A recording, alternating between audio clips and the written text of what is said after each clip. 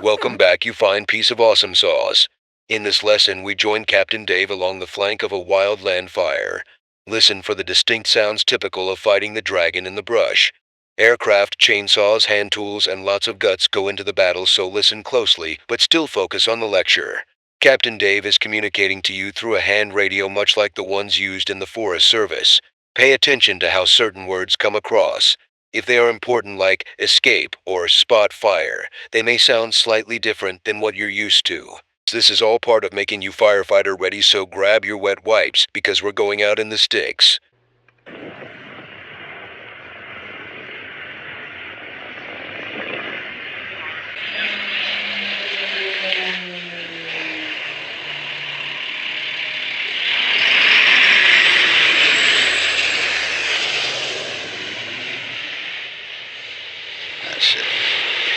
Alright, hey, welcome back. Now we're in week 3, job announcement. And in this lesson, we'll delve into what it takes to answer the call. When a job becomes available, how can you respond? And what will give you the best choices? Why it's important? Because time and opportunities are wasted when you don't have a career map. The job announcement gives you everything needed to participate in the hiring process. Lacking in any area may exclude you from everything.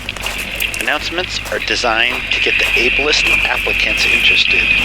Meeting the minimums may not be enough. So, we'll be answering the question. In answering the question, what do they want, is made easier by studying the job announcement. The job announcement is a public declaration inviting anyone who's qualified to partake in the hiring opportunity.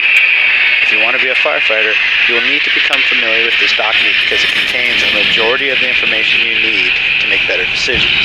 A successful career begins with understanding their language and reading between the lines.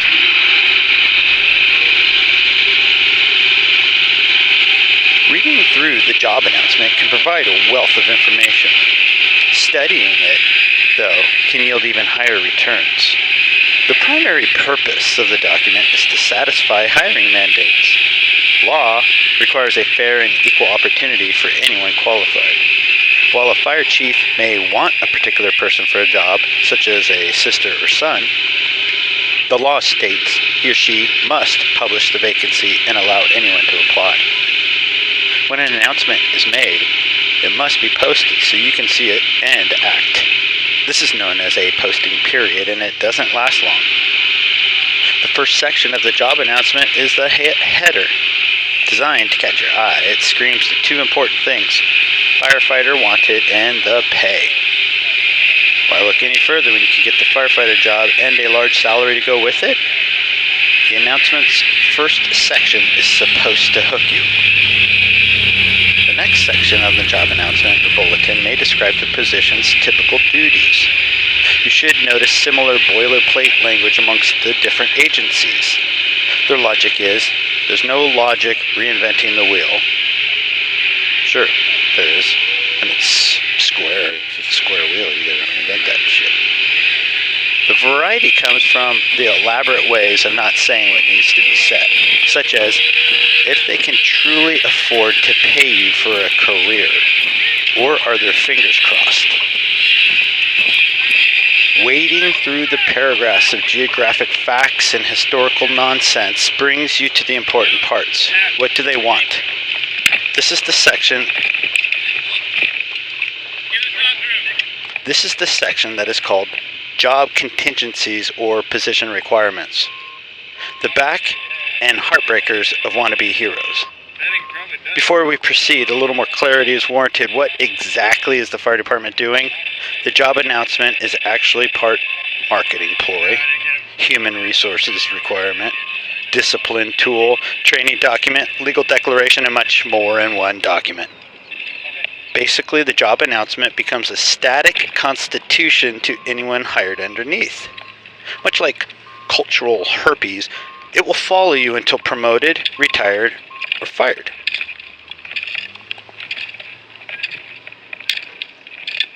Reading through the announcement, you come across the agency's way of legally filtering out people. This is done to block unqualified applicants from proceeding. It's a safety thing. These lawful measures can be used defensively in court as bona fide occupational necessities, meaning they can prove whatever they require is needed to be a firefighter. It works to exclude more than include. Your full legal name is an example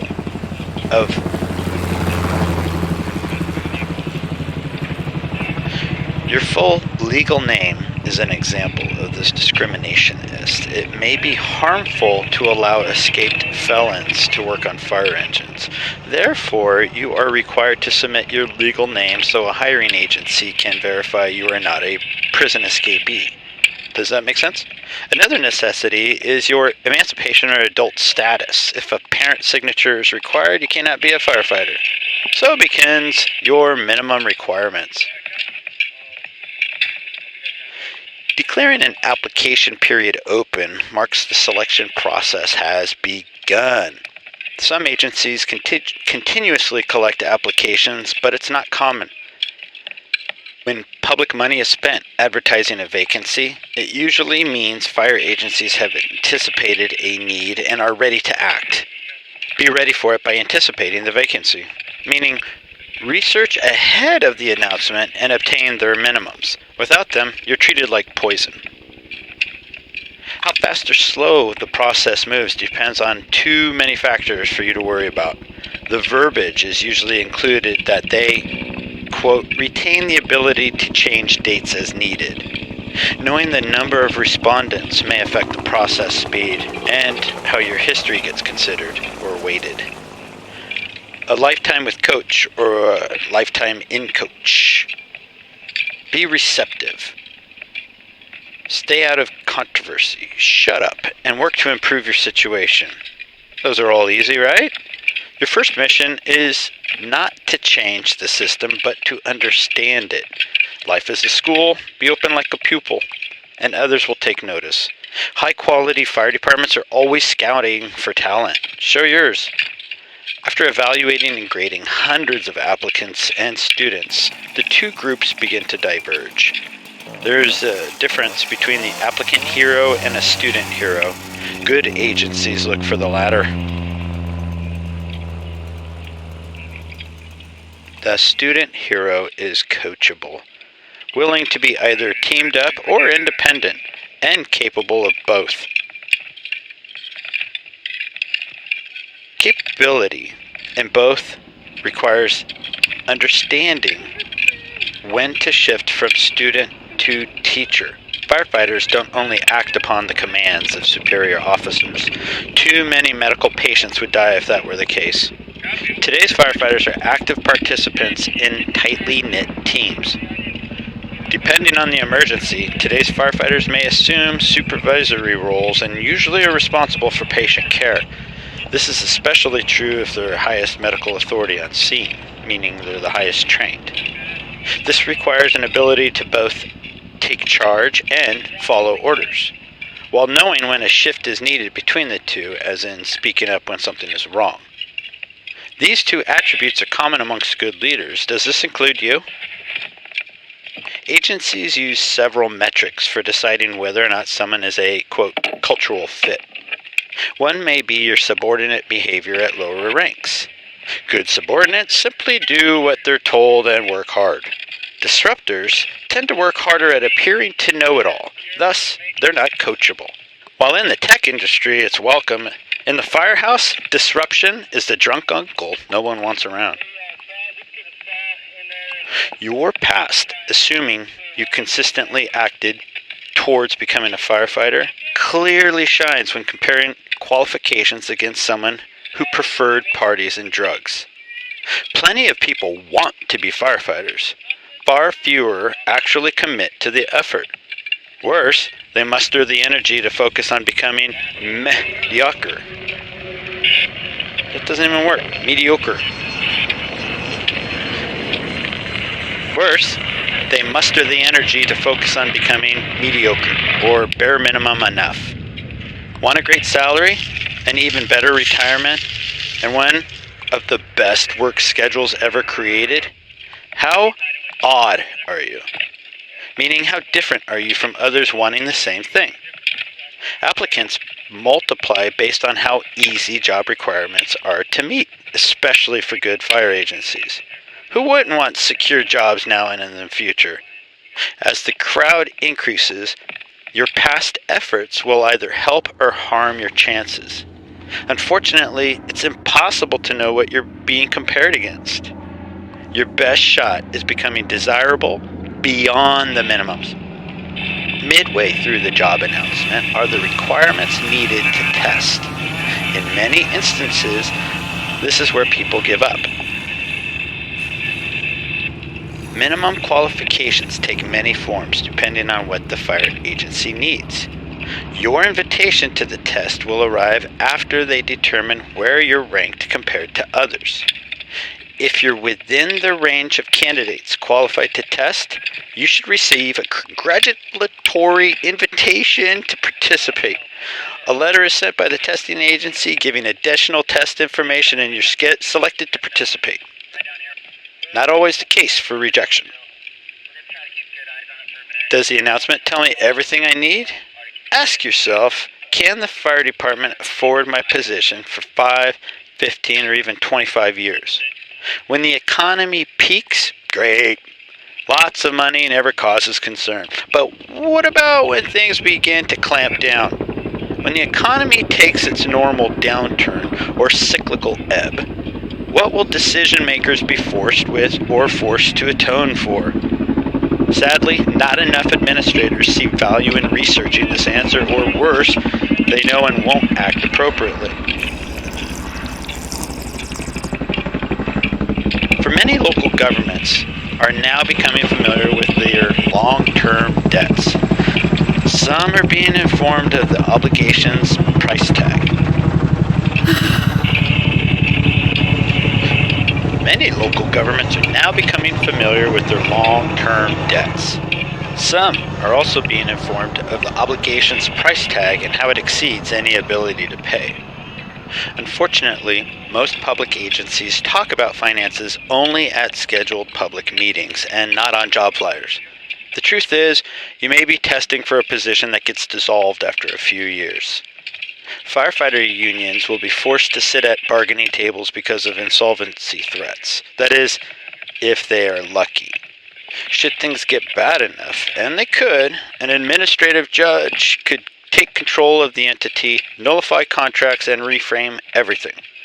Bankruptcy is a clear threat, and if the sleeping fire department doesn't diversify its cheese or income, people will be eating shit sandwiches. Solidarity has its vulnerabilities, and sometimes the linchpin is a paycheck. When casting votes to keep mortgages or suffer layoffs, things get uglier for heroes and their families. Not all fire chiefs understand business finance or sustainability planning. This is important, so look hard. Be thorough so you're not joining them singing, "Nearer, my God, oh, to thee, nearer to thee," which I do believe was the Titanic song. Anyways, determine if the agency can keep you on board when the economy takes its cyclical downturn in about 10 years. Because they will do everything to stay afloat, even if cargo needs jettisoning.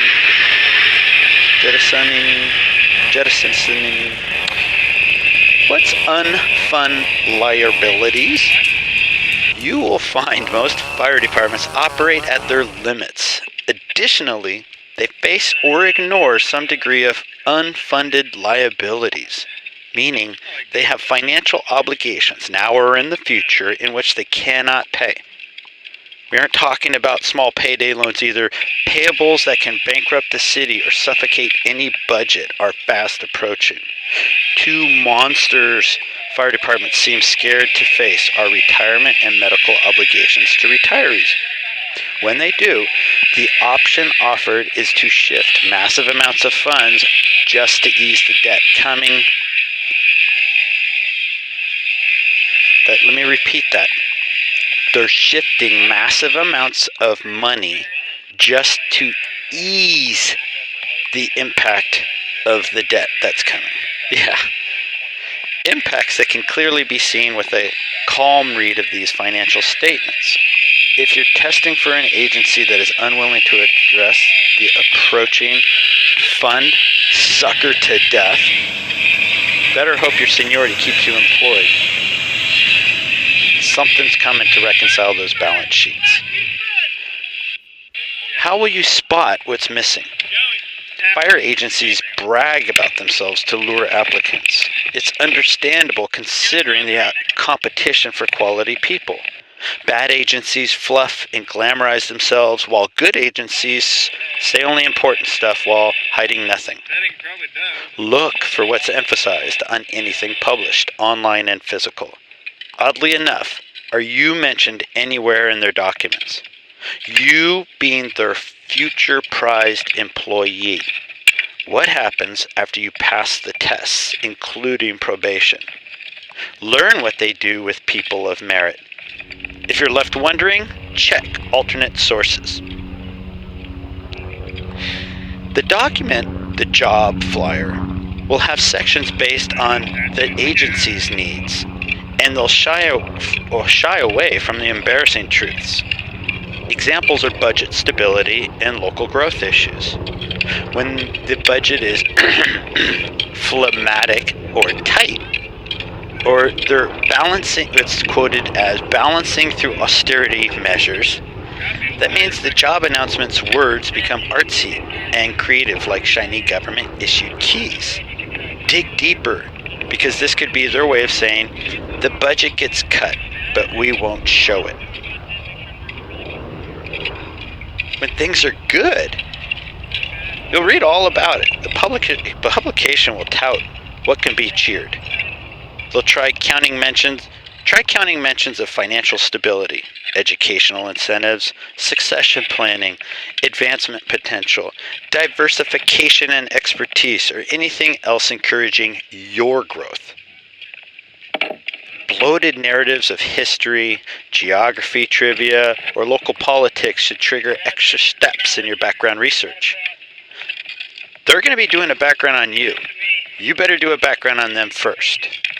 The document's author could be bad at disclosing good firefighter information or good at concealing bad firefighter information. Let's talk about sourced income. Where does the fire department get its money from? You want to know if the source of revenue is considered stable income, or will it fluctuate with consumer demand? An example could be car sales spiking compared to real estate valuations remaining consistent. If 1 year everyone wants a new car, the boon in tax revenue could mistakenly coax decision makers into thinking the same money will be available for the next budget cycle. On the other hand, if you can identify monetary pinch points and ask hypothetical questions such as, what amount of discretionary spending is available for when the economy takes a shit? If the revenue faucet slowed to a trickle, calculate where the impact would be felt. You are looking to see if they can afford personnel costs when an economic downturn presents itself, because it will. Determine if the organization is relying on unreliable money to fund wages and benefits, aka people. Property taxes are considered stable, but can stall from no growth. As with any solvent business, what comes in must be more than what goes out. If the cost for health benefits increases 20%, yet no homes are built, the fire agency must locate funding to bridge the gap. Make sense? When no money is available to pay increased costs, a deficit or a gap is created. Mission number 1 for any elected official at the point is to source, scavenge, beg, borrow, and eventually tap into savings accounts, municipal bonds, or other discussion-producing wells. When no way to pay is found, the result is an unfunded liability. Imagine standing in a room with family and friends People are having a great time when you notice cracks form on the wall. Starting from the baseboard and working its way slowly at first and increasing in speed, no one seems concerned until suddenly, lights out. Everything beneath your feet gives and nothing can catch you. Can you sense the feeling of weightlessness combined with terror? The free fall you will experience when someone says you're being laid off is worse, much worse. Funding for your position could be sourced from 3-year grant money or a sales boom from anyone buying a Tesla. But will it last? When financial support structures strain, you can find the cause. But you must want to, literally, put a finger on it, especially if others are impacted. Read all public meeting minutes from the agency's directors or electorate. Look for red flags under closed sessions labeled as lawsuits, grievances, complaints, discipline, early retirement. All these are AKA for shh, just go. Or sustained negotiations. Additionally, search for bad press. You could be dodging several bullets because of this. It's easier to pass on a bad agency than it is to survive inside one. The end of the job announcement should mention the most dangerous part of the hiring process. After the pay, job description, pay, how awesome the agency is, pay, and how to apply. After all that's crammed on the pages, you'll read something about the probationary period or academy. If the academy is stated, expect to attend daily training lasting weeks, which would be both stressful and rigorous. Liken it to being a soldier entering boot camp, regardless of your previous experience. You will be tested and observed constantly by proctors who may get a buzz from acting like drill sergeants. You could be sent home at any time and won't be told why. No academy? Breathe a little sigh of relief, but not too much. Most agencies use something called probation as the final test. Probation is the last step before securing the beloved permanent employee status. If you've done your homework and know how to behave, with the financial standing of the organization as well as the management capabilities, and that permanent position will in fact be permanent. But you got to ensure all of those items are in place first. Some people experienced a smooth probation. Others simply told to pack their stuff and go home. The common denominator with the easy versus difficult was the amount of preparation done before any job announcement went public. Winners looked and acted prepared. Those who went blindly into probation suffered most. The next lesson explains how to get your application accepted. But for now, finish going through your steps. Look around for job announcements, study postings to learn how each says the same yet very different things at once. Look at how the fine print is concealed. The good agencies leave you with a good feeling. You'll be excited to work for them. All right, we got to go, so please move on to the next step.